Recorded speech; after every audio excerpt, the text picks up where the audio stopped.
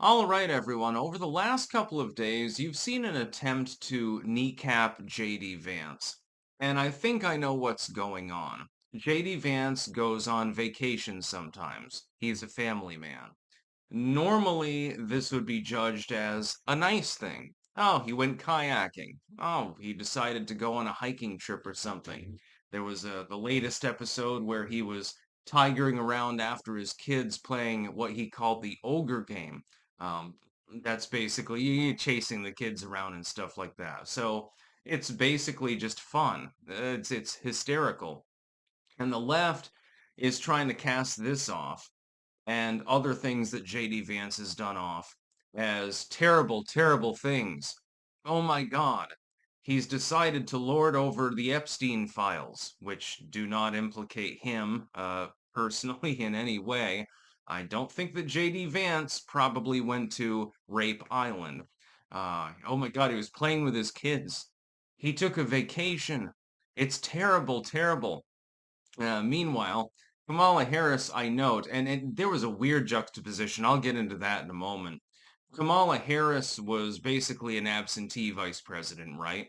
There was actually a legacy media article just yesterday that I read that said, well, Kamala Harris was raked over the coals by the legacy media. Meanwhile, JD Vance is namby-pambied. I thought to myself, how much more of an opposite world can you possibly be living in? JD Vance is called creepy anytime that he opens his mouth. Kamala Harris was given a pass for 4 years by the legacy media.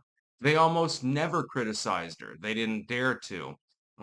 They're trying to kneecap him, though, and this is the more serious discussion that we have to have because they expect him to be the next nominee. They expect JD Vance is probably going to be the Republican nominee for president come the next election cycle.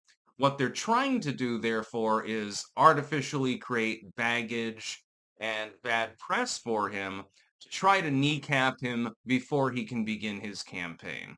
They realize that they can't do anything about Donald Trump. It's impossible for them to do anything. They don't have the votes to remove him from office.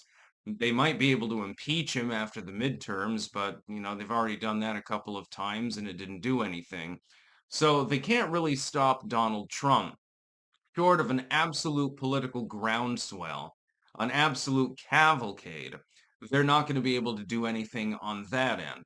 What they can do, though, is try to preemptively stop JD Vance from taking office. That's what they're doing. They're trying to pile on baggage that doesn't really exist. Look, chasing after your kids as part of the ogre game or whatever it is not really a scandal. The fact that he was running lopsidedly was apparently related to him having fun with his kids.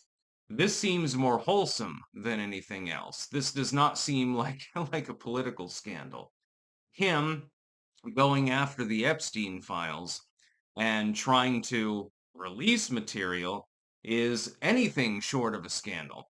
It's what the hell purpose does this serve politically speaking? I'm not sure exactly what the left is going for on that one. I guess the idea is that JD Vance is going to try to cover for his boss or something like that.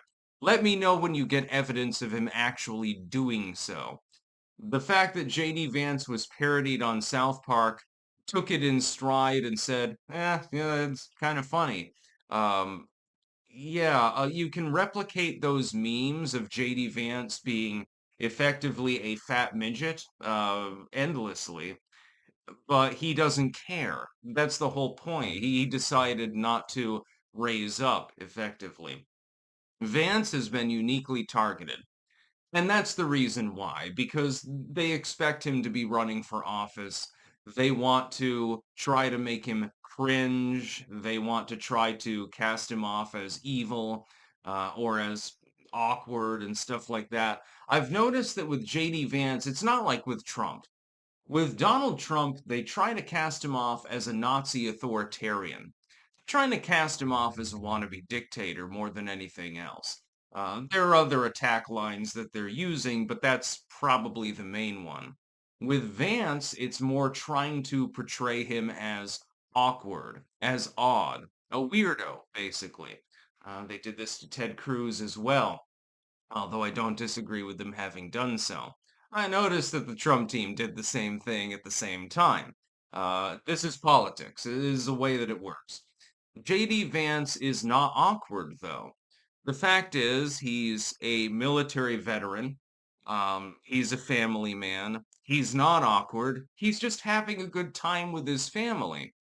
His job role really is relatively limited when you think about it. Look, a vice president, unless appointed to a particular task by the President of the United States, is mostly the tiebreaker in the Senate and the official representative of the United States in certain diplomatic affairs. Vance has met with foreign leaders on multiple occasions, so he's fulfilling that role.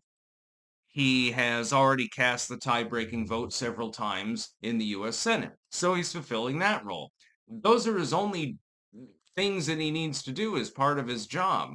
I would note that Kamala Harris, who was actually the one namby-pambied by the legacy media, did neither of these things. She rarely weighed in on politics at all. She didn't do her role as border czar. I mean, she had one meeting, I believe, in Honduras, if I remember correctly, and that was basically the limitations of her job. Other than that, it was a couple of photo ops at the Mexican border. That's basically all that she did. JD Vance has already launched himself into diplomacy and all of these other things, which a vice president is supposed to do. Delegated authority by the president himself, by Donald Trump. He has been actually doing his job. This is why he's getting shit, because he's part of an administration that is not particularly well received by the legacy media.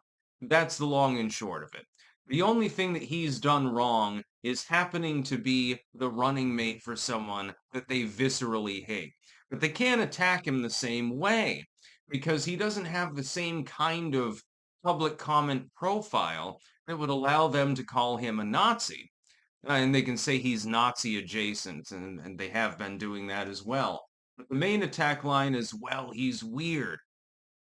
Can I mention one name before you call JD Vance an oddball? Tim Walz. How about him? Was he not weird? He got absolutely mollycoddled by the legacy media. Oh, he's such a fun dude, when he's gyrating around there like Beto O'Rourke and shit like that. He's so likable. He seems personable. He's a wonderful man. Just a fucking weirdo, actually, like a literal weirdo.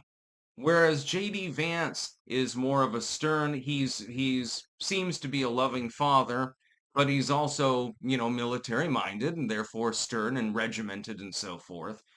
He, meanwhile, gets crucified by these same morons. When the legacy media proclaims that JD Vance is getting treated fairly, uh, I don't know what to tell you, dude. It's so ridiculous that it's almost beyond rebuttal. There's like so many ways that you could rebut the basic concept that it's almost not even worth doing so. I have a feeling he will be the next president of the United States, by the way. That's about all. Peace out.